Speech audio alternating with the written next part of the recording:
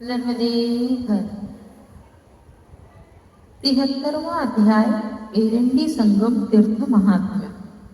श्री मार्कंडेय जी बोले, हे धर्मराज, एरंडी संगम तीर्थ जिसकी भगवान शंकर स्वयं महत्ता कह चुके हैं, ऐसे उत्तम तीर्थ की मनुष्य को यात्रा करनी चाहिए। सर्वप्रथम माता पार्वती जी ने श्री शंकर भगवान से यह जानना चाहा, हे धर्मराज, माता पार्वती के प्रश्न करने पर शंकर जी ने कल्याण करने वाली परम रहस्यमयी बात कही।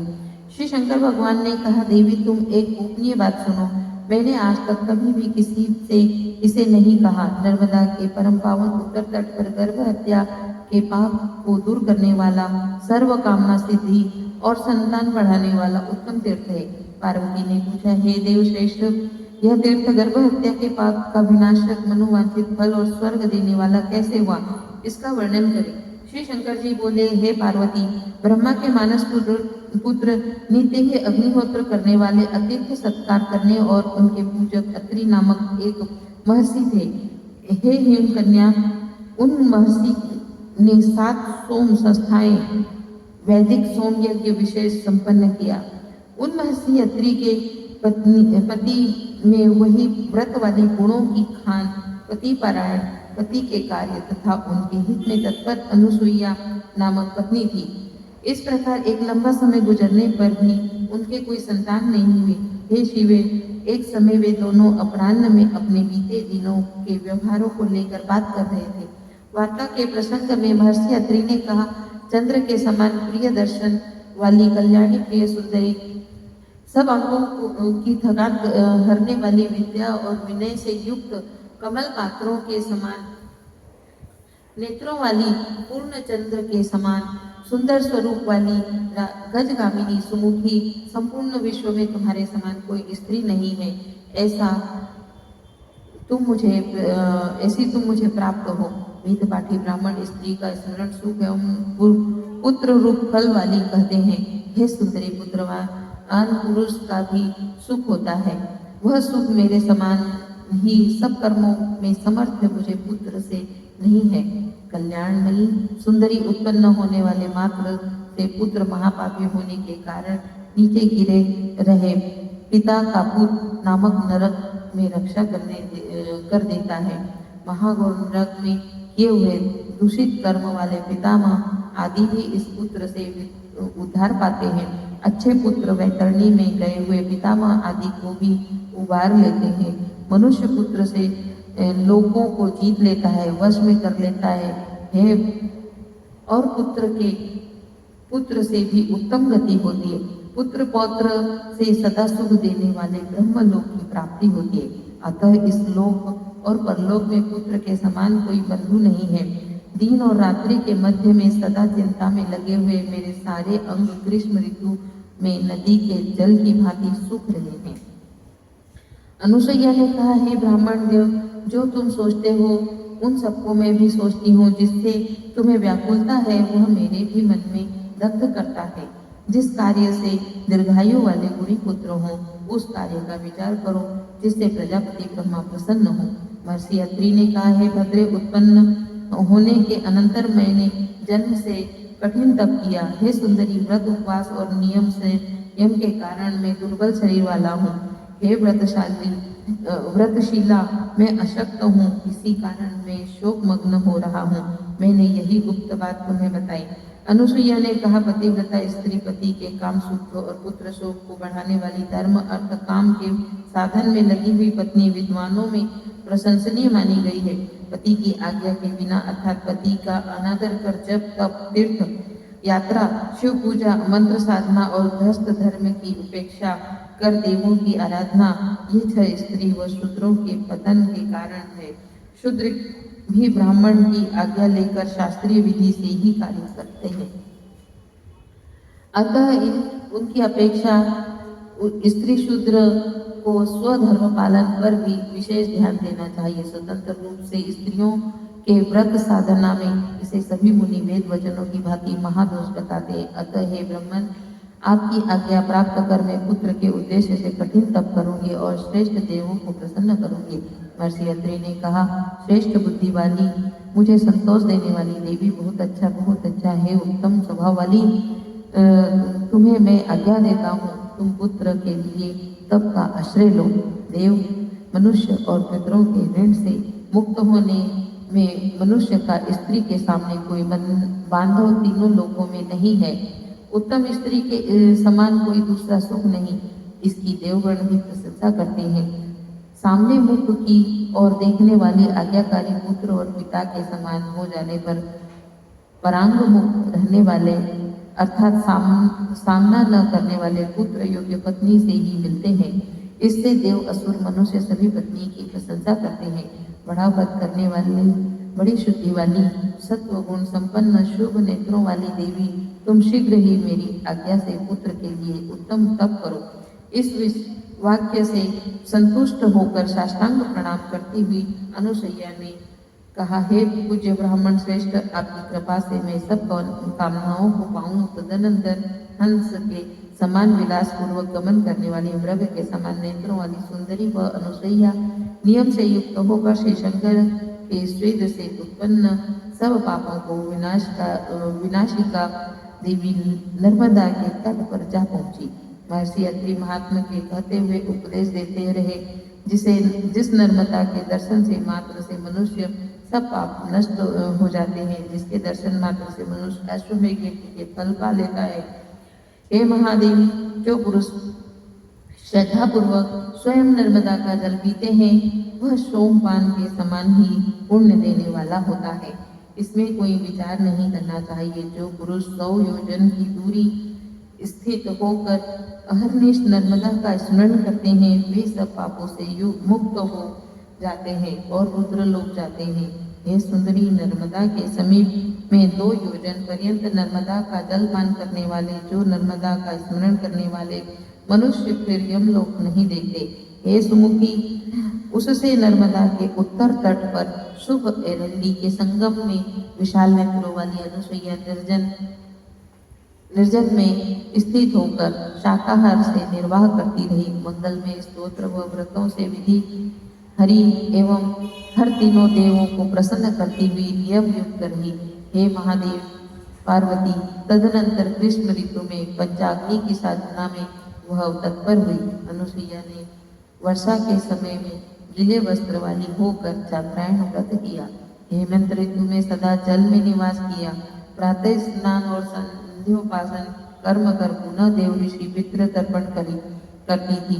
देव पूजन कर विधि पूर्वक हवन कर विष्णु के भक्तों का पूजन करती थी।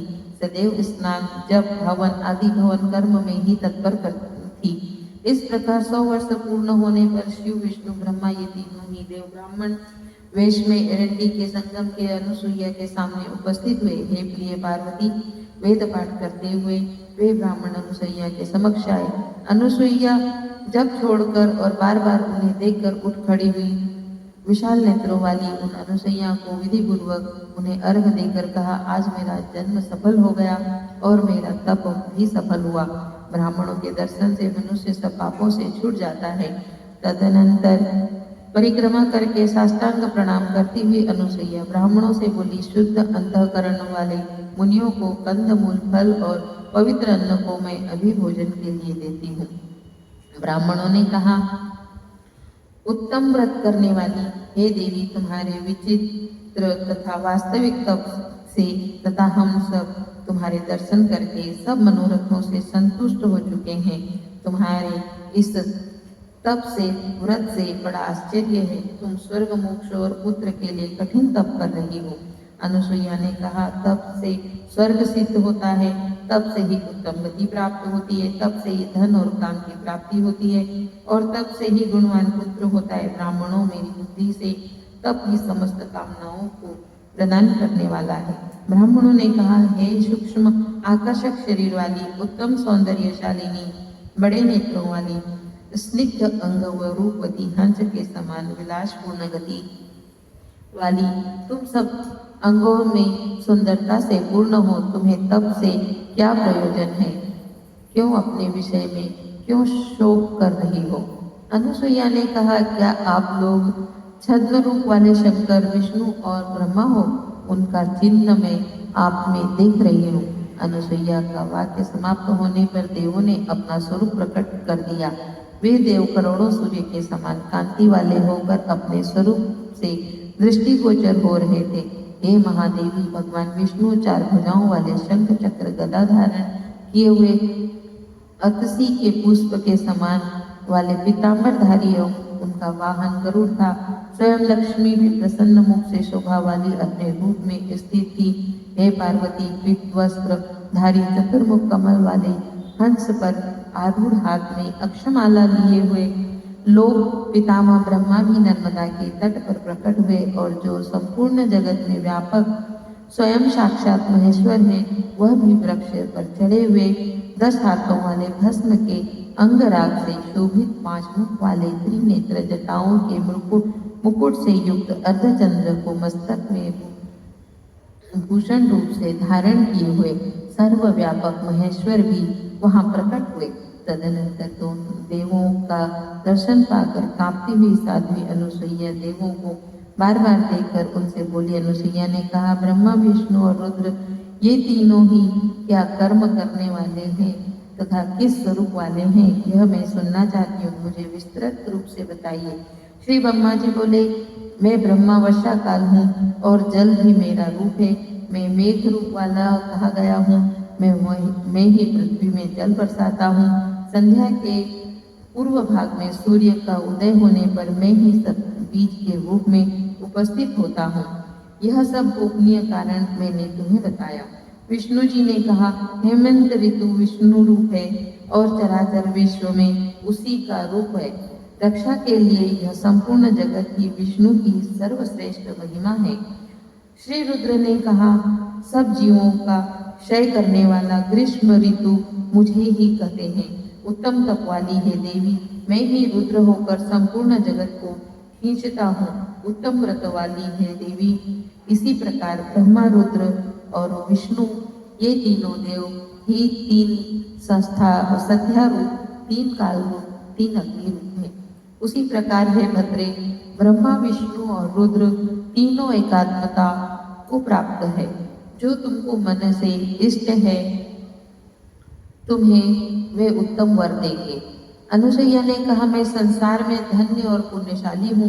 मैं सदा ही प्रशंसनीय और वंदनीय हूँ, क्योंकि मुझ पर ब्रह्मा, विष्णु, शंकर प्रसन्न हैं। मुझ पर तीनों देव प्रसन्न हैं, तो दया कर वे सदा ही इस तीर्थ में अपने सानिध्य से वर देने वाले हैं। श्री रुद्र ने कहा, कल्याणशीले, तुमने जैसा चाहा है वैसा ही हो। एरंडी नामक प्रसिद्ध प्रत्यक्ष वैष्णवी माया यहाँ स्थित है, जिसके दर्शन मात्र से मनुष्य सबके सब पाप समूह नष्ट हो जाता है। चैत्र मास में दिन रात्रि में उपवास कर एरंडी के संगम में स्नान कर मनुष्य ब्रह्म हत्या को दूर करता है। वहाँ रात्रि में जागरण करें, प्रातः ब्राह्मणों को भोजन कराएं, शास्त्रों के विधान से विधि पूर्वक पिंडदान करें। पुनः मनुष्य का सोना, चांदी, वस्त्र, गाय और भूमि आदि का पिंडदान करें, परिक्रमा करें। वहाँ किया गया दान 1.25 करोड़ गुना फलदायक कहा गया है, ऐसा स्वयंभू मनु ने कहा है। हे देवी, जो मनुष्य एरंडी नदी के पवित्र संगम पर मृत्यु पाते हैं, वे मनुष्य सहस्त्र युग पर्यंत रुद्र लोक में निवास करता है। इस तीर्थ में दिन रात्रि निवास कर वैदिक 11 नाम वाले अथवा 1 रुद्र वाले वैदिक रुद्र मंत्रों से जप करता है, वह उत्तम गति पाता है। विद्यार्थी विद्या पाता है, धन को चाहने वाला धन, पुत्र को चाहने वाला पुत्र, मनुष्य सभी इष्ट मनोरथों को प्राप्त करता है। एरंडी और नर्मदा के संगम के निर्मल जल से स्नान कर मनुष्य महापापी होकर भी उत्तम गति पाते हैं। अनुसुईया ने कहा, मेरी भक्ति से यदि आप तीनों देव संतुष्ट हैं तो मेरी भक्ति से वशवर्ती होकर ब्रह्मा, विष्णु, महेश मेरे पुत्र हों। विष्णु ने कहा, पूज्य देव भी पुत्र भाव को प्राप्त होते हैं, यह मैंने कभी नहीं सुना। हे कल्याणी, तुम्हें मैं देवतुल्य पराक्रम वाले, रूप वाले, गुण वाले, यज्ञ करने वाले, बहुश्रुत शास्त्र श्रवण वाले पुत्र को देता हूँ। अनुसुईया ने कहा, भक्तों के दुखों को हरने वाले देव जो मुझे इष्ट हैं और जिनकी मैंने प्रार्थना की है, आपको वही देना चाहिए। मेरी जैसी पुत्र कामना उससे विपरीत करना उचित नहीं। विष्णु जी ने कहा, पहले भृगु महर्षि के संवादवश उनकी वाणी का आदर कर मैंने गर्भवास किया है। हे शोभने, प्राचीन वृत्तांत का स्मरण करते हुए मैं बारंबार उनका चिंतन करता हूँ। यह विचार कर ब्रह्मा, विष्णु और शंकर, ये हम सब तुम्हारे अयोनिजा पुत्र होंगे। हे सुंदर मुख वाली परम बुद्धिशालिनी, देवगण योनिवास में गमन नहीं करते। देवी संगम के सानिध्य से तुम लोगों को वर देने वाली एरंडी वैष्णवी माया के रूप में प्रत्यक्ष होएगी। इस प्रकार हे कुंती नंदन, नर्मदा के उत्तर तट पर तीनों देव स्थित हैं। वर प्राप्त करने के बाद कृष्ण अंगों वाली, श्वेत गौरव वर्ण वाली, रुक्ष केशों वाली, कुछ कठोर सी यज्ञ सूत्र को पहने हुए तपस्या में स्थित शुभ नेत्रों वाली वह अनुसैया महेंद्र पर्वत पर गई। वहां शीला तल के नीचे बैठे हुए उन महायशस्वी महर्षि अत्रि को उसने देखा। हे पार्वती, महर्षि अत्रि भी उन्हें देखकर प्रसन्न हो गए। देव, तुम उठो, ऐसा उन अनुसैया ने अपने पति से कहा। महर्षि अत्रि ने कहा, बुद्धिमती महाव्रत धारिणी अनुसैये, बहुत अच्छा, गालो आदि के द्वारा भी अचिंत्यनीय दुर्लभ वर को तुम प्राप्त कर चुकी हो। अनुसुईया ने कहा, देवर से आपकी कृपा से मैं दुर्लभ वर को प्राप्त कर चुकी हूँ। उससे देवगण, सिद्ध और सिद्धांत करण ऋषि लोग मेरी प्रशंसा करते हैं। ऐसा कहकर उस देवी ने बड़े हर्ष से युक्त होकर अपने प्रिय पति को देखा। उसने भी वह शुभ दर्शन वाली हुई। दर्शन मात्र से ही उनके भाल स्थल पर किरण समूह में घिरा हुआ 9000 योजन से परिमित शुभ मंडल कदम्ब गौलभ के समान आकार वाला 3 गुना परिमाण युक्त था। हे देवशी, उसके मध्य में दिव्य रूपधारी सुवर्ण के समान वर्ण वाला, अमृत में करोड़ सूर्य के समान कांति वाला पुरुष ही साक्षात स्वयं ब्रह्मा प्रथम पुत्र के रूप में सोमरूप चंद्रमा के रूप नाम से प्रसिद्ध हुआ। यह सोमरूपी चंद्रमा अपनी 16 कलाओं से इष्टापूर्ति, यज्ञ, हवन आदि कर्म वाली खूब ताड़ागादी कर्म का पालन करता है। आदि कलाएं और सदा रहने वाली 16वीं कला है। यह चंद्रमा अंडज, पिंडज, सर्प, पक्षी आदि सुदेज, कृमि, यूकालिक्षा, दंश आदि उद्भिज, वृक्ष, गुल्म आदि पृथ्वी को फाड़कर ऊपर आने वाले तथा जरायुज, मनुष्य आदि 4 प्रकार वाले चरात्मक त्रिभुवन सहित संपूर्ण जगत को सूक्ष्म रूप वाला होकर तृप्त करता है। चंद्रमा ही अपनी किरणों से सब औषधियों में रस पोषण करता है, अतः वह भी संपूर्ण जगत को तृप्त करने वाला है। सभी चंद्रमा में स्थित वे हवन में की गई तत्व दी गई वस्तु का उपभोग करते हैं। हे वरानने, जब चंद्रमा वनस्पतिगत होता है, चंद्रमा जब कला रहित होकर एक कला विशिष्ट होता है, तब वह वनस्पति सोमलतागत होती है। वह समय अमावस्या है, अतः अमावस्या तिथि में वृक्षों का छेदन आदि निषिद्ध है। सोमलता पूर्णिमा को पूर्ण वाली हो जाती है। कृष्ण पक्ष में क्रमशः वर्णहीन होकर अमावस्या में वह सर्वत्र पत्र रहित हो जाती है, अतः चंद्रमा की समस्त कलाएं क्षीण हो जाती है। इससे वह सोमलता मात्र में अविष्ट रूप अर्थात क्षीण कला वाला रहता है। यह लता वनस्पतियों में प्रधान भी मानी जाती है। यज्ञ रसादि उसी से संपन्न होता है। बिना पुष्प व फल वाले वृक्षों को वनस्पति कहते हैं और पुष्प व फल वाले वृक्षों को वानस्पत्य कहते हैं। कुछ आचार्य दोनों को ही पर्यायवाची मानते हैं। ऐसे कुछ उदाहरण मिलते हैं। तब धनवान होकर भी अमावस्या के दिन दूसरे के घर में खाने वाला अज्ञानी मनुष्य थोड़े समय में ही 1 वर्ष के शुभ कर्म को नष्ट कर देता है। हे परमेश्वरी, चंद्र किरणों से अप्यायित पुष्प फल संपन्न वृक्षों को काटने वाले मनुष्य उस पाप से यमलोकगामी होते हैं। चंद्रमा जब वनस्पतिगामी होता है, अर्थात अमावस्या तिथि में स्थित होता है, जो पुरुष उस दिन स्त्री संग करता है, उसे ब्रह्म हत्या के समान पाप लगता है, इसमें संदेह नहीं। अमावस्या में जो हल चलाता है, मंथन दंड चलाता है, उसकी गौ में पहले ही पीछे की नष्ट हो जाती है।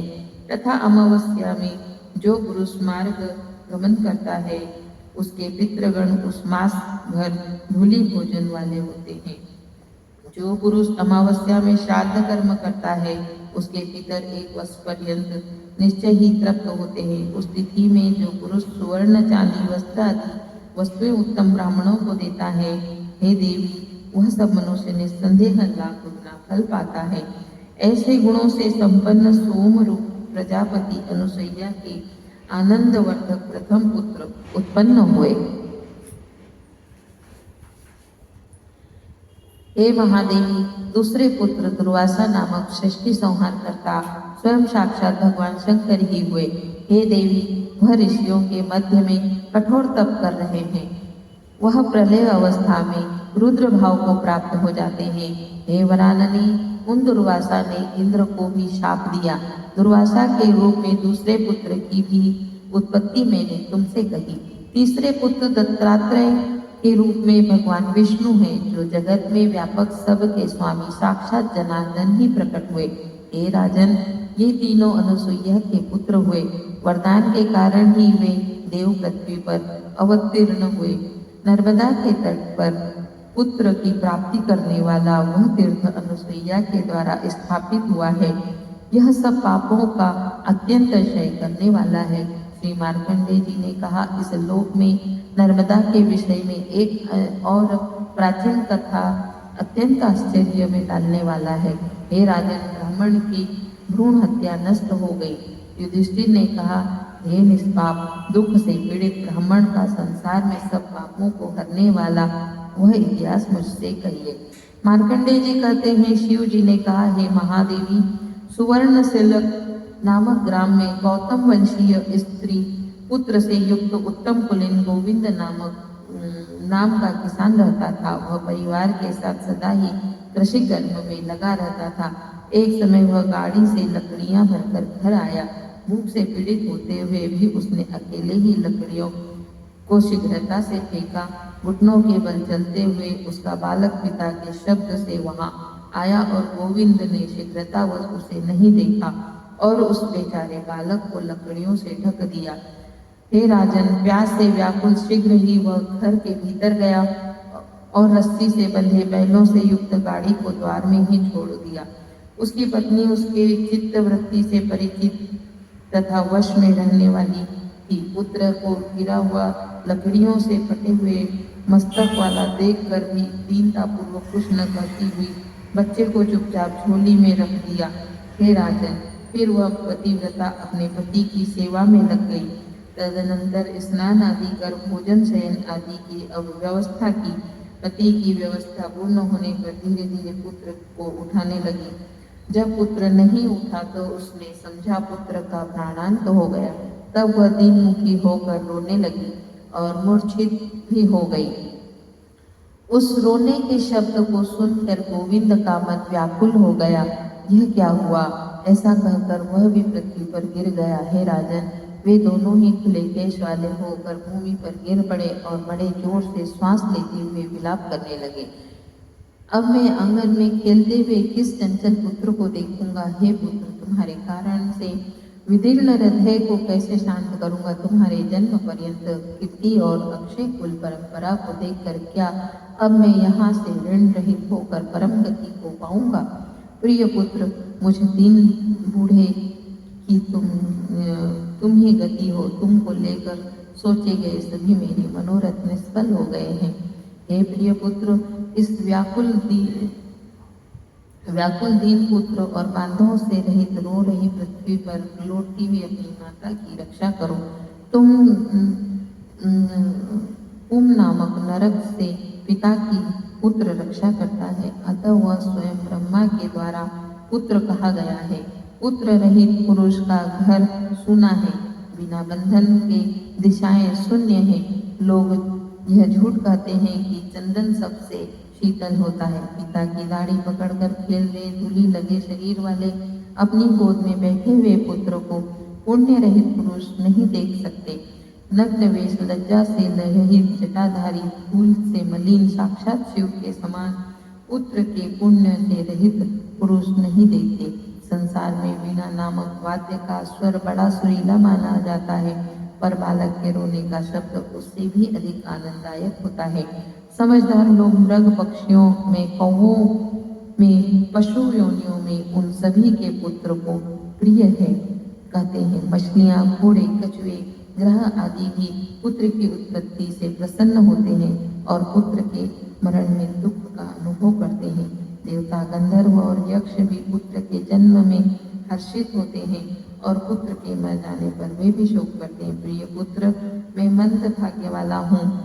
हे राजन, राजा दशरथ ने पुत्र के लिए ऋषि समुदाय एकत्रित किया था। इंद्र के स्थान में स्थिर होकर इसलिए ही उनके आसन का प्रोक्षण किया है। हे पांडव, स्वर्ग का सुख कोई पुत्र से अलग नहीं है। इसी कारण राजा दशरथ ने पुत्र प्राप्ति के लिए ही उत्तम यज्ञ किया। उस यज्ञ के प्रभाव से ही उनके राम, लक्ष्मण, भरत एवं शत्रुघ्न पुत्र उत्पन्न हुए। अपरिमित तेज वाले जिन परशुराम ने कार्तवीर्य सहस्त्रार्जुन को पराजित किया था, वे परशुराम श्री राम जी से पराजित हुए। अकेले श्री राम ने शत्रुओं से पराजित न होने वाले वानर बाली को मारा। ब्रह्मा का प्रपौत्र रावण, जिससे त्रिलोक कांपता था, वह पुत्र बंधु बांधवों सहित श्री राम के द्वारा मारा गया। इस प्रकार पुत्र के बिना मनुष्य लोक में कोई सुख नहीं है। जिसका स्त्री संवंश में के लिए है, जिसकी वाणी धर्म साध्य स्वर्ग के लिए है, जिसका शुद्ध अन्न ब्राह्मण के लिए है, वे निश्चय ही स्वर्ग में वास करते हैं। यह समझ लीजिए कि जैसे ब्रह्म हत्या से बढ़कर कोई पाप और अश्वमेध यज्ञ से बढ़कर पुण्य नहीं, वैसे ही पुत्र की उत्पत्ति और विपत्ति से बड़ा कोई सुख या दुख नहीं। मैं अब क्या करूं? पुत्र के बिना सुख नहीं। इस प्रकार वह गोविंद बार बार बहुत प्रकार से दुख में विलाप करता हुआ लोगों के बहुत आश्वासन देने पर ब्राह्मण बालक को लेकर बाहर निकला। वहां विधि से जानकर किए गए कर्म से उस बालक का अंतिम संस्कार करके दुख से व्याकुल हुआ घर आया और दोनों प्राणी रोते रहे। हे युधिष्ठिर, जब रात्रि हो गई तो गोविंद पुत्र शोक से पीड़ित होकर भूमि पर सो गया। उस समय दुख से पीड़ित पति को पत्नी ने देखा तो उसको कीड़ों की राशि में पड़ा पाया। वह अपने पति को इस प्रकार पाप से युक्त देखकर बड़े दुख में डूब गई। तब इस प्रकार दुख में लेकर वन में गया। वन में सब भैंसों को छोड़कर वह फिर घर आया। उसने ब्राह्मण गोविंद से कहा, स्वामी, अब जब तक मैं भोजन करता हूँ तब तक तुम भैंसों को जाकर रखवाली करना। तब गोविंद शीघ्र ही भैंसों को रखवाली को पहुंचा। वहां उसने भैंसों को नहीं देखा। पीछे वह ब्राह्मण खेत के सामने दौड़ता हुआ एरंडी नर्मदा के संगम पर पहुंचा। पश्चात वह नर्मदा और एरंडी के संगम में प्रविष्ट हुआ। वहां उसने बड़ी प्यास के कारण शीघ्रता से उसके जल को पिया। फिर बिना इच्छा से ही कुछ जल पीकर नेत्रों को जल लगाकर शुद्ध किया। शाम को अपने घर लौटा। भोजन करके दुखी होकर रात्रि में गोविंद ने फिर शयन किया। शोक और भ्रम से खिन्न होकर वह निद्रित हो गया। हे युधिष्ठिर, फिर आधी रात में उसकी स्त्री ने अपने पति के शरीर को कीड़ों से रहित तथा शरीर के कुछ स्थान को कीड़ों से युक्त देखा तो वह आश्चर्य से युक्त गुणवती भय से भरे हुए चित्त वाले उससे उसके पाप के विषय में निवेदित किया। पत्नी ने कहा, बीते हुए 5वें दिन तुम जब लकड़ियां फेंक रहे थे तब घर के पीछे से आया पुत्र तुम्हारे द्वारा अज्ञान से मारा गया। वह घोर पाप जो छिपा था मैंने तुमसे बताया है। उस छिपे पाप से दिन रात में जल रही हूँ। मैं न तो तुम्हारे शरीर को सुखपूर्वक देख रही हूँ और न अपने शरीर को। नींद और तुम्हारे साथ के भोग शांत हो चुके हैं।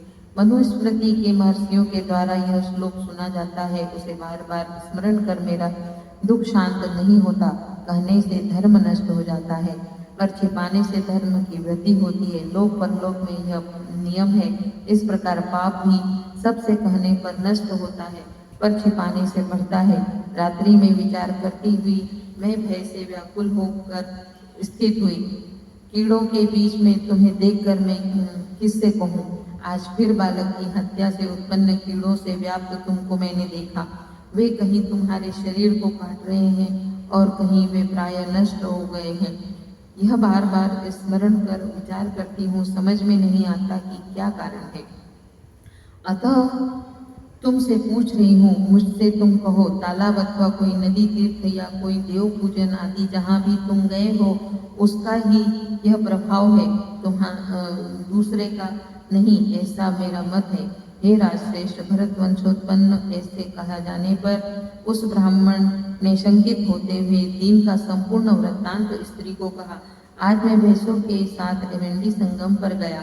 वहाँ मैंने नाभि मात्र जल में जाकर बहुत जल पिया और मैं कोई दूसरा तीर्थ, नदी अथवा तालाब नहीं जानता। हे सुमुखी, मैं तुमसे सत्य सत्य कहता हूँ। ऐसा सब समझकर वह सुंदरी उपवास में लग गई। कुछ समय के अनंतर उस संगम में वह ब्राह्मण पत्नी के साथ गया। वहाँ सुंदर पवित्र जल में स्नान कर भगवान सूर्य को प्रणाम कर पार्वती के साथ देवों के स्वामी भगवान शंकर को स्नान कराया। पंचगव्य, गंध, चंदन, माला आदि से धूप, दीप और अच्छे नैवेद्यों से वेद गई स्वरूप लिंग की और मंगलमयी देवी कात्यायनी की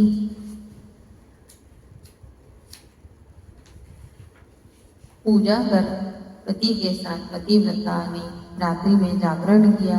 हे भारत, तदनंतर प्रातः काल में यत्न से गोविंद ने गोदान, सुवर्ण दान, वस्त्र, अन्नदान से श्रेष्ठ ब्राह्मण की पूजा की। हे राजन, वह ब्राह्मण वहां से पाप रहित होकर अपनी पत्नी के साथ घर लौटा। इस प्रकार जो पुरुष भक्ति से उत्तम गोविंद का आख्यान सुनता,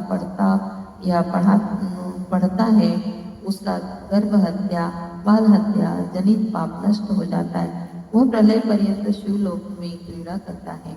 हे श्रेष्ठ राजन, जो पुरुष अश्विन मास और चैत्र शुक्ल पक्ष की सप्तमी तिथि में उपवास करते हुए जितेंद्रिय होकर सात्विक भावना रखकर शिव मंदिर में निवास करता है, हाथ में त्रिशूल लिए हुए 3 नेत्र वाले श्री शंकर भगवान का ध्यान करते हुए तथा कंस को मारने वाले शंख चक्र गदाधारी पक्षीराज गरुड़ पर आरूढ़ हुए त्रिलोकी को वर देने वाले श्री विष्णु जी एवं हंस पर बैठे हुए 4 मुख वाले सबकी सृष्टि करने वाले हाथ में कमल लिए श्री ब्रह्मा जी का ध्यान करता हुआ है। एवं जो पुरुष उस उत्तम तीर्थ पर रात्रि में निवास करता है, इसके पश्चात हे राजन, निर्मल प्रातः जल में अष्टमी तिथि को सब दोषों से रहित ब्राह्मणों को भक्ति से पूजन करता है, सब अवयवों से पूर्ण, सब शास्त्रों में निपुण, नित्य ही वेदाभ्यास में तत्पर, अपनी स्त्री में ही प्रेम रखने वाली, श्राद्ध, दान और व्रत के योग्य उन ब्राह्मणों का बड़े प्रेम पूर्वक पूजन कर वहाँ पितृ पूजन, देव पूजन करता है और एरंडी नदी के संगम में पिंडदान और तर्पण करता है, वह शीघ्र ही प्रेत भाव से मुक्त हो जाता है। वहाँ मनुष्य को निरंतर अन्न प्रधान दान देना चाहिए। सुवर्ण भूमि एवं कन्यादान होने में समर्थ पुष्ट बैल देने चाहिए। द्रोण की संख्या में परिमित धान्य देना चाहिए। भूषणों में भूषित बछड़े सहित धारू श्वेत वर्ण वाली, लाल रंग वाली कृष्ण कपिला गाय बछड़े सहित उत्तम ब्राह्मण को देकर कहे, जगत के स्वामी शिव, विष्णु और ब्रह्मा मुझ पर प्रसन्न हो। संसार की रक्षा करने वाली गौ माता मेरा उद्धार करे। हे कुंती नंदन, जो स्त्री पुत्रार्थ एरंडी के संगम पर चारों वेदों के विरुद्ध सूक्तों से स्नान कराई जाती है, वहाँ 4 ब्राह्मणों से उत्तम और योग्य 2 ब्राह्मणों में भी स्नान कराना चाहिए। एक जंगल के घड़े को से दोनों का अभिषेक करना चाहिए। ज्योतिर्विद एक ब्राह्मण अथवा सामवेद के गायन करने वाले से भी स्नान क्रिया करानी चाहिए। उस घोड़े को पंचरत्न से युक्त करें। सुगंधित जल से युक्त श्वेत वस्त्र, औषधियों से मिश्रित आम्र पल्लव से शोभित अथवा पीपल पल्लव से युक्त सूत से लपेटे गए सफेद चंदन से भूषित सिद्ध पुष्पों से आवृत, बीच में सरसों वाले घट को पुत्र के चाहने वाला उत्तम विद्वान आचार्य द्वारा कांसे के पात्र में स्थापित कर अंग में लगे हुए उन सब वस्त्र, पटक और आभूषण आदि सब मंडल में त्यागने योग्य हैं। फिर अपनी सिद्धि के लिए श्री सूर्य नारायण एवं शंकर स्वरूप आचार्य को प्रणाम कर देवी के उत्तम भवन में मधुर भोजन कराएं। ब्राह्मण को उत्तम फलों का दान, छाता, तांबूल, जूते, गाड़ी आदि का दान करें। ऐसा करने वाला मनुष्य दुख से रहित होता है। वह प्रलय पर्यंत सूर्य लोक में क्रीड़ा करता है। वहाँ किया गया दान करोड़ गुना होता है। जिस प्रकार सभी नदियां समुद्र में विलीन हो जाती हैं, उसी प्रकार मनुष्य भी समस्त पाप एरंडी के संगम में नष्ट हो जाते हैं। बाण छोड़ने पर जितनी दूर जाकर वह गिरे, उतने दूर की समग्र भूमि तीर्थ क्षेत्र मानी जाती है। हे राजन, एरंडी संगम में भ्रूण हत्या या बाल हत्या जनित समस्त पाप नष्ट हो जाते हैं, ऐसा शिव जी ने कहा है। वहाँ जो मनुष्य भक्ति पूर्वक अग्नि में प्राणों का त्याग करता है, उस तीर्थ में व्रत उपवास से अथवा जल में प्राणों का त्याग करता है। अग्नि में त्यागने से 5000 वर्ष, जल में त्यागने से 3000 वर्ष एवं उपवास द्वारा प्राण त्यागने पर 60,000 वर्ष तक उत्तम श्लोकों में सुख भोगता है। कौवे, बगुले, कबूतर, उल्लू और पशु भी संगम के जल का स्पर्श पाकर उत्तम गति पा लेते हैं। वृक्ष भी उस उत्तम गति को पा लेते हैं और योगी जन ब्रह्म पद के तत्व ज्ञान से गति पाते हैं। जिन्होंने एरंडी का दर्शन किया है, मन्मथेश्वर महादेव का भी दर्शन पाया है, उन पर क्रोधित होकर यमराज भी क्या कर सकते हैं। यमराज भी सौम्य होकर उनका कल्याण करते हैं, और जो पुरुष संगम से निकली मिट्टी का नित्य ही शरीर में लेप लगाते हैं, उनके गर्भ हत्या, बाल हत्या आदि पाप नष्ट हो जाते हैं। इसमें संदेह नहीं है। राजन, एरंडी नर्मदा के संगम में लौटता हुआ मनुष्य सब पापों से छूटकर शोक और दुख से रहित पद को पाता है। आश्रम में रहते हुए जो मनुष्य एरंडी नर्मदा संगम का कथन करते हैं, वे समस्त पापों से छूट जाते हैं, ऐसा शंकर जी का यथार्थ वचन है। एरंडी वृक्षों के अग्रभागों को देखने मात्र से मनुष्य अपने सब पापों से मुक्त हो जाता है। जो मनुष्य इस पुण्य तीर्थ के वर्णन को पढ़ने या भक्ति से सुनते हैं, वे सभी पापों से मुक्त हो जाते हैं। हे राजन, यह सब एरंडी संगम का महात्मा मैंने कहा। अब आगे सब पापों को विनाशक अन्य तीर्थ का वर्णन करूंगा। ध्यान से सुनो। एरंडी तीर्थ नामक यह अध्याय संपूर्ण हुआ। नर्मदे हर।